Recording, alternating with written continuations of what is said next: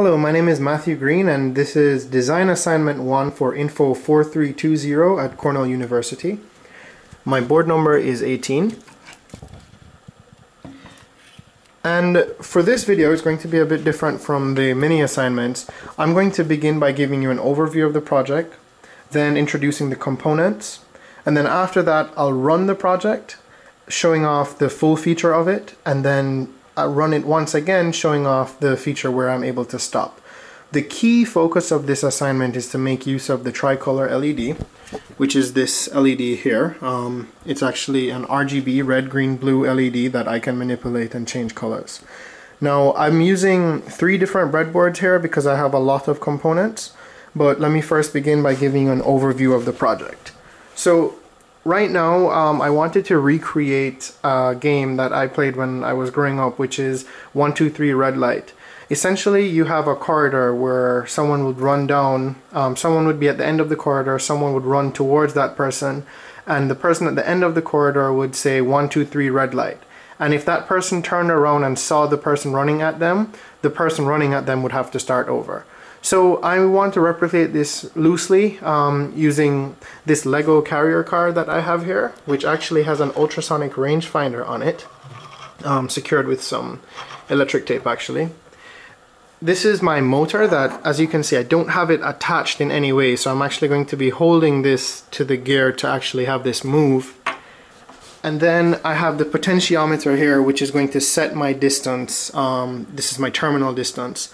And then my LED, which will change colors depending on what's going on. I will begin by showing off the project and speaking about the LED, given that this is the main focus of this assignment. So as mentioned, the 1, 2, 3 red light game is supposed to have this person running down this corridor. So I don't have like a robot or anything, which would be very cool, that would turn around, but I'm using this black piece of tape to say that this is where the end of the corridor is. So I'm going to begin by showing how this would work. I have a push button here that I'm going to use to start: green, yellow, red, and then I'm going to start moving this Lego. Unfortunately, it's not going to be a complete straight track because of how different this is, how variated this is with respect to the motor on the side, but I'm going to try and make it work. So right now you see the motor is starting and stopping. It's actually doing exactly what should happen if you were playing this game in real life. 1, 2, 3 red light. So 1, 2, 3 red light. And my LED, as you can see over here, is telling me what's going on. I'm getting cues. So red, it's not moving. Yellow, it's about to start. Green, and it's a go. So this is the project. This is exactly what I wanted to have implemented for my design assignment. And another feature is coming up right now when we get to this black line. Let me just reset him a bit.